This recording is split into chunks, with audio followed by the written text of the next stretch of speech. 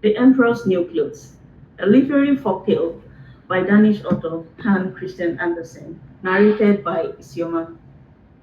Imagine an emperor who loved his clothes more than anything in the world. His palace was like a fashion runway where new outfits appeared as often as TV commercials every hour. The emperor's life was a constant fashion show, filled with the vibrant use of luxurious fabrics of his impressive wardrobe. He neglected his duties, preferring to strut in front of the mirror and indulge in the splendor of his own appearance.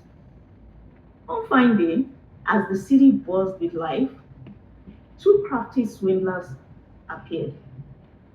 They claimed to weave an extraordinary fabric that was invisible to fools and those unfit for their office. The emperor, intrigued by the idea and a bit vain, thought, perfect, I'll find out who's worthy in my empire. He paid the swindlers a fortune to create this magical cloth. The swindlers set up their looms and pretended to weave, though not a single thread passed through their hands.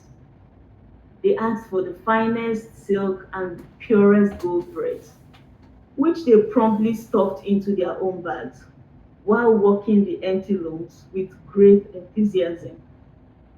The emperor, curious about the progress of of his dress, sent his trusted old minister to check on them. And the minister arrived and saw nothing but air.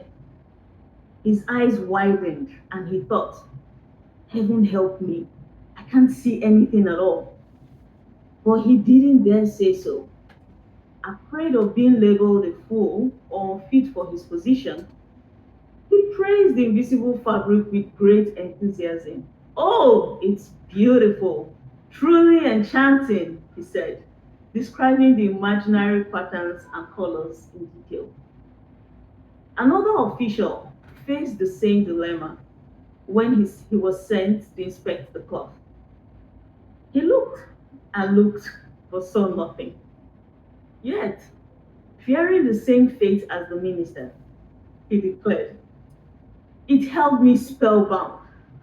The colors, the pattern, simply magnificent. Finally, the emperor himself went to see the cloth.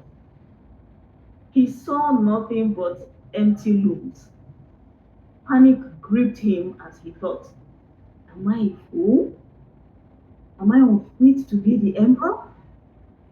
But like his officials, he pretended to admire the invisible fabric. Oh, it's very pretty, he said, nodding approvingly at the empty loom. The day of the grand procession arrived, and the entire city was buzzing with excitement.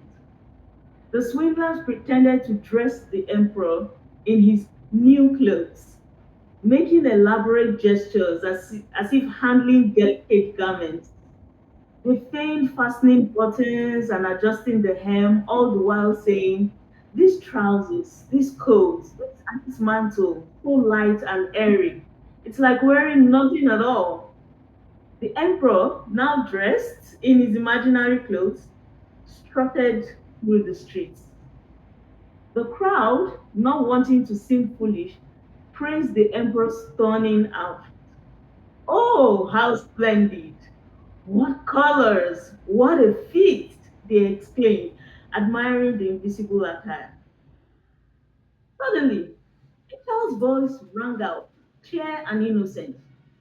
But he hasn't got anything on.